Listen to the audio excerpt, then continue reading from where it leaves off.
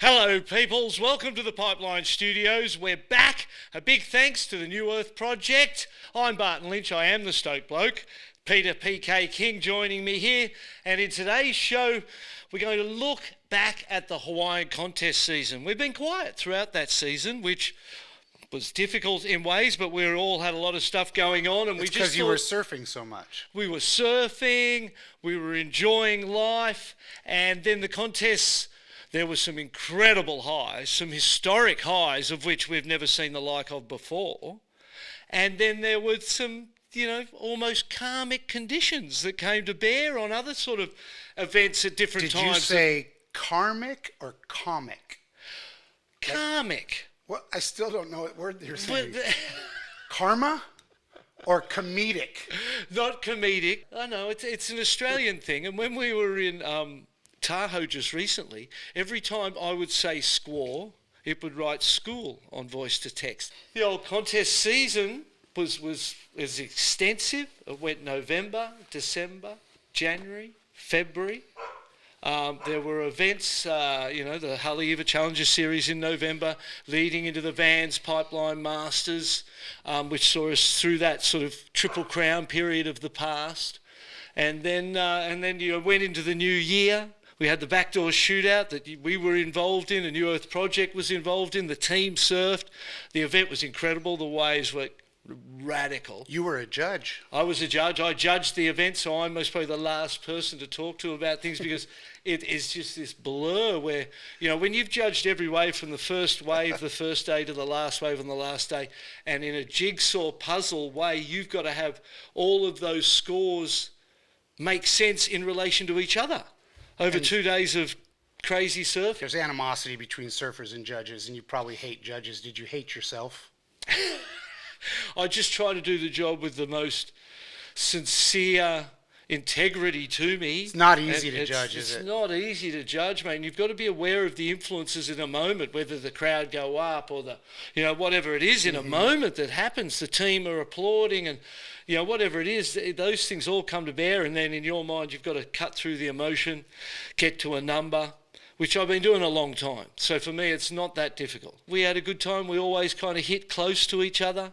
Wasn't too complicated trying to come up with those scores. Little give and take here and there, and we kind of hit the nail on the head most of the way. And Benji Brandt walked away with the victory, which is, so deserving when you think of commitment and challenge and talent over so many years. It was a deserving win. You could say exactly the same thing around Ballaram Stack.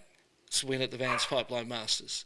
I didn't really see much of that event. I know the conditions were super challenging. I came down here on finals day. I saw the last part of that day, and he was a super fitting winner as well because he's put so much time, so much effort over the years, and both Ballaram and Benji could win any event at Pipeline, whether it was a World Championship event or a novelty event or whatever it was. Yeah, that Vans event was more of a promotional event for Vans, but it was, they bought the name Pipeline Masters, so they were able to call it that. But it's certainly not what we consider the Pipeline Masters because the super talent wasn't in it. But Ballaram is a super talent. Indeed. And yes, he could win on any day at a wave like Chopu, Benji too, Pipeline, wave of consequence. Absolutely. At least there was an opportunity for them to surf pipe and shine. We can get into the politics of that at a later date, and we should. We indeed should. There's Well, three let's events just there at celebrate Pipeline. that there was some opportunities for surfers to surf, right? Yeah. There wasn't an air in the event. There was and the one, waves were there was small. one afterthought joke air by Yago. I mean, he just did it on a 1 foot section, and Stab and Vans were talking about it for months prior. Beforehand, how it was going to be, and it just proves the point. The Pipeline don't need airs, it don't need gimmicks, it doesn't need a sales pitch, it doesn't need a marketing team, it doesn't need anything. Just needs the waves and the surfers, and it's an incredible show, regardless of who's running it, who's in it. And you cast your eye across those three Pipeline events, and well, the shootout was the one of those three events. The shootout got the waves. Now I don't know if there's a karmic reason, but that's the event that I feel like there's more opportunity for the community, for people to get in. Eddie's heart is in the right place running that thing, and the group of people that run it The opening ceremony was unbelievable. Super powerful opening And ceremony. it worked out. I don't know why or how, but that one worked out, and it was really special. Yeah, and of when course, you- Kelly, that was the one Kelly shined in, right, with the greatest wave I've ever seen, that no hands. Backhand one? Yeah. Underscored one? What'd you score it? You underscored I it, can't didn't you? remember, mate. You gave in it the a context 9. of thing. Yeah, it was a 9. I think we all gave it a 9. But yeah. it was out of 12. You Yeah. underscored Slater, man. Well, we didn't mean to, if that's the case, if that's the accusation. So run through the names of the contest real quick. Well, when you think about it, it was literally months of action. Started in November, Haleiwa Challenger Series. December had the Vans Pipeline Masters. Specialty event into January, had the Dahui Backdoor Shootout, into the Eddie I Cow, into the Billabong Pro, Pipeline Pro, into the Hurley Sunset event, and it was just event after event that took the contest season that used to be a 6-week period, November to Christmas, Made it 6 months. and made it months long, So what was So- the most exciting of all those? I suppose for me that period of surf in January was next level good. January, Backdoor into the Eddie was crazy. Huh? backdoor into the Eddie was crazy. The whole month of January had amazing waves. It was as good as it gets, swell after swell. People are surfed out, and having those couple of events didn't even matter. You kind of almost didn't feel them, except they were an addition, to the amp, to the froth of that time of year. And both of those two events were the standouts for me. The Eddie I Cow took things to a whole new level. That was the biggest waves for a day of competition at Waimea Bay ever. It was incredible. You and I spent the day there. We got to watch it go down. I mean, I got to surf that morning, which was amazing, and I got some good waves, and then got to come and share in the Eddie I Cow with your son and have him watch those gladiators go at it. That takes the concept of surfing to another level. Pipeline does that when it's in an angry state, or when it's 6 feet and above. And unfortunately for the Vans, Pipeline Masters and the Billabong Pro, they kind of got skunked on the forecasts, on the conditions, and both of those events struggled to get through and finish. And the highlight reels look good still, because Pipeline half Pipeline still looks good. Yeah. In the highlight reels. So the highlight reels worked. They got away with the events. We crowned champions. But definitely the highlight was the Eddie and the backdoor shootout for me.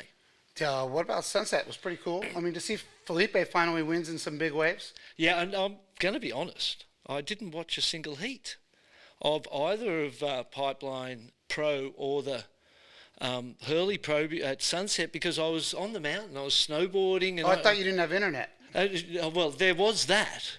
But, the internet was very poor, but the snow was very good. And so I wasn't sitting around watching television much, or the computer.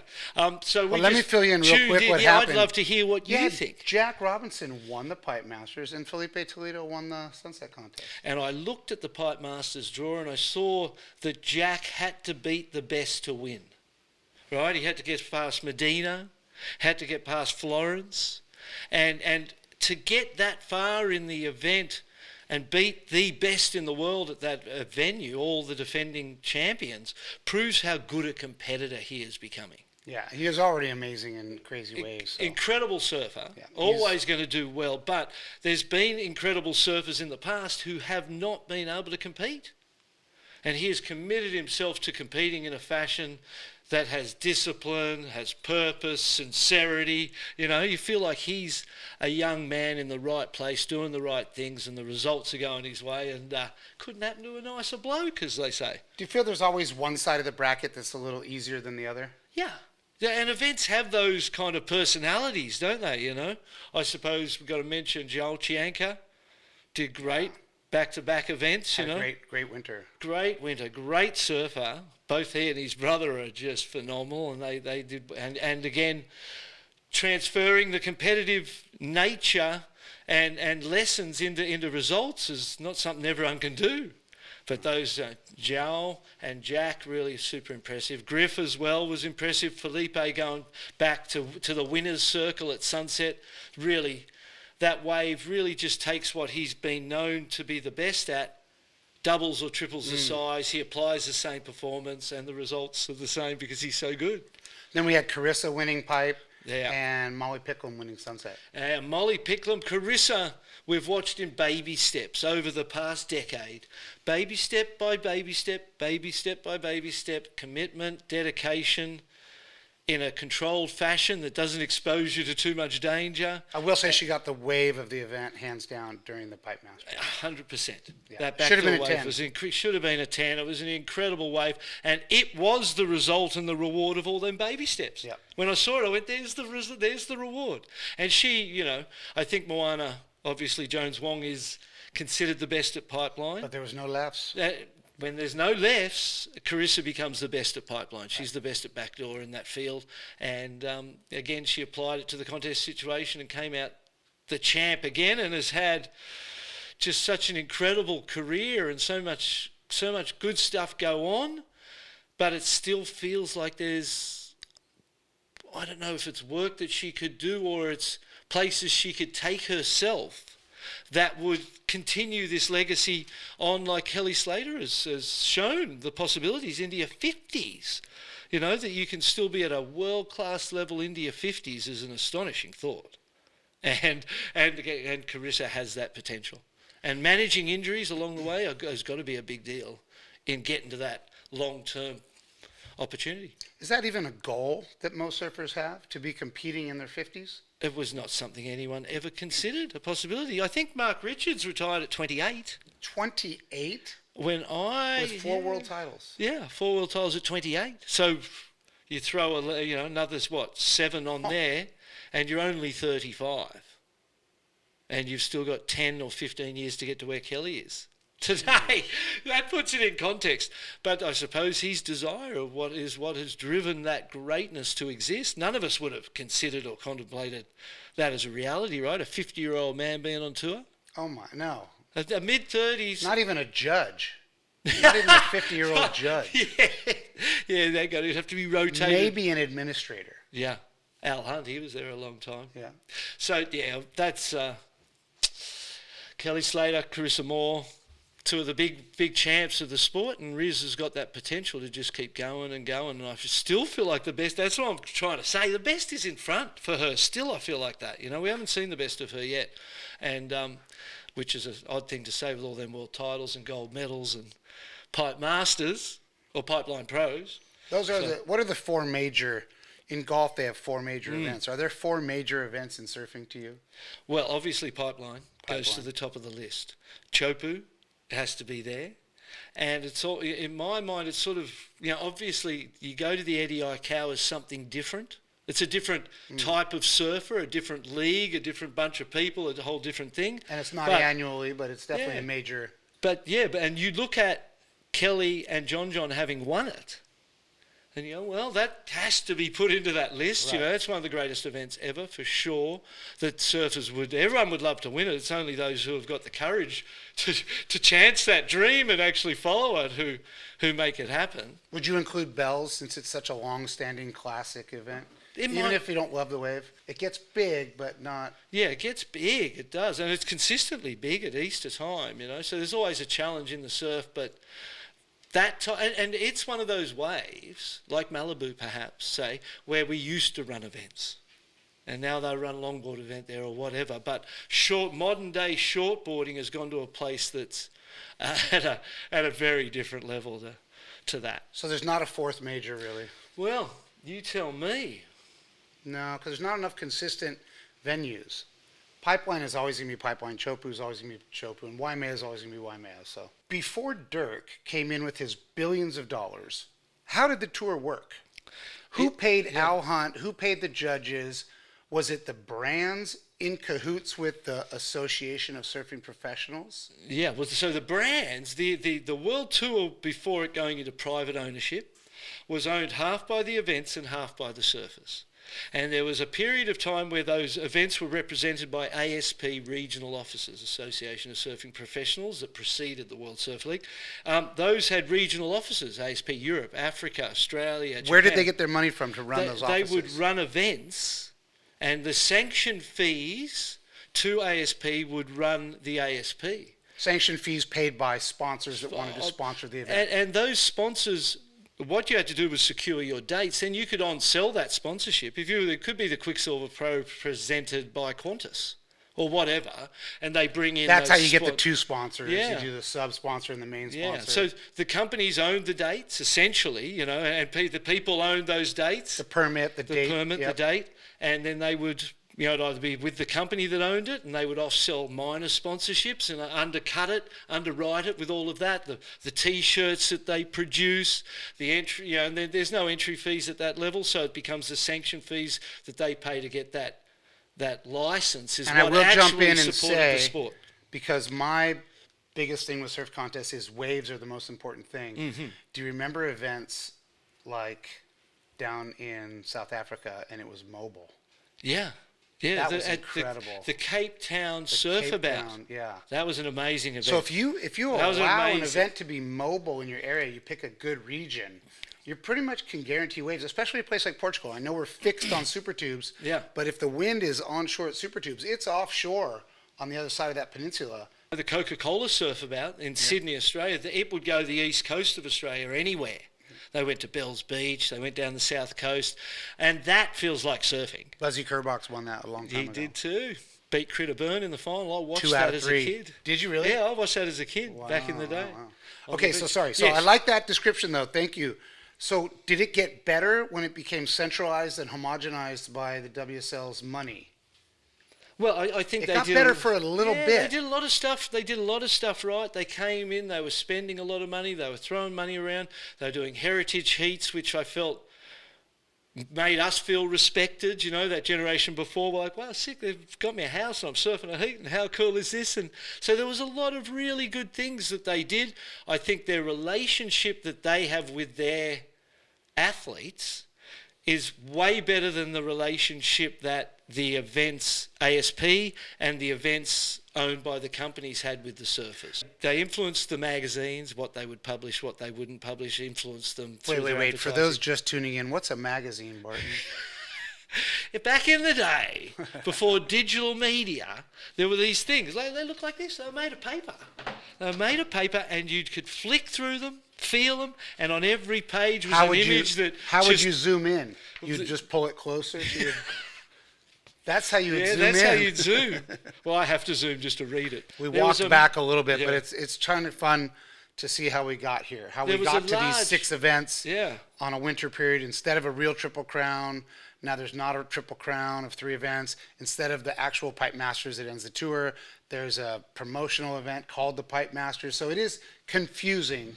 Yeah, and it's the influence of private ownership and corporations owning assets within it, where, as we were talking to just before, it was owned by the events and the surfers, and there was an administration between the two, and it was quite a...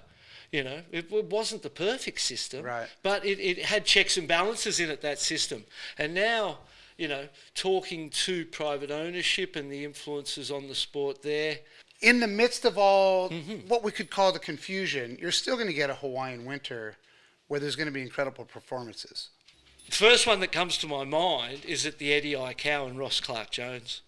And being a 55-year-old, we're talking about Kelly at 50, Ross is out there at 55, no flotation, then got caught inside. How many did we watch him wear on the head right down on the inside, maybe 6 waves, they couldn't get him on the ski, thinking at least he's got flotation. Then I realised he didn't even wear flotation because he's such a bull.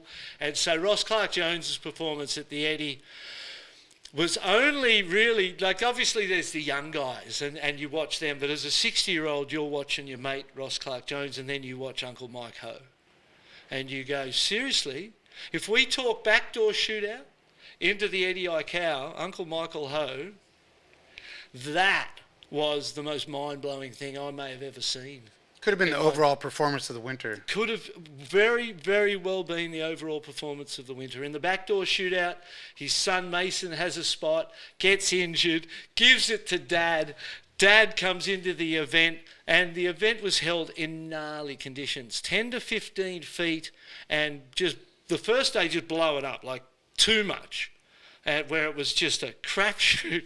And Mike, he knew what he was doing. He controlled himself, built some momentum, went into the second day when it was still, 10 to 12 to whatever, plus, heaving some off the second reef, and Uncle Mike went out and just put on an incredible show. And I thought, that'll do you, mate. We talk about Kelly should retire. I'm thinking, Mike, that's, but it becomes something more than a result. It's a very, very personal mission he is on. Very personal thing, mate. And we went to the Eddie Cow and we watched 66-year-old Michael Ho go out there and proper charge, like people half his age wouldn't do, and set a new bar of what you could expect elderly surfers and people as they progress through their life, what they can aim to and what they can imagine is possible for them in their 60s just went to a whole another level because of Michael Ho this winter. Speaking of old people, Kelly Slater, 51, at the backdoor shootout. He was on fire. He rocked up late to his heat. Always. And just kind of stumbled in there. But he has a relationship with Pipeline that is just so next level that who knows how old he'll be able to do what he is doing at. It's 15 years between Kelly Slater and Michael Ho. Well, that's it. Quick wrap of the Hawaiian season. A lot coming up. The World Tour is heading to Portugal. And so are you. And so are we. We're going to Portugal. We're going to be doing some stuff over there, doing some coaching, and we're going to be tuning in with you guys and sending you updates from the event. So that's going to be exciting. I want to say a couple of our last respects to the great Larry Haynes before we tune out today. Larry Haynes was a wonderful human, someone that we all shared incredible. And talk about ambassador of Stoke.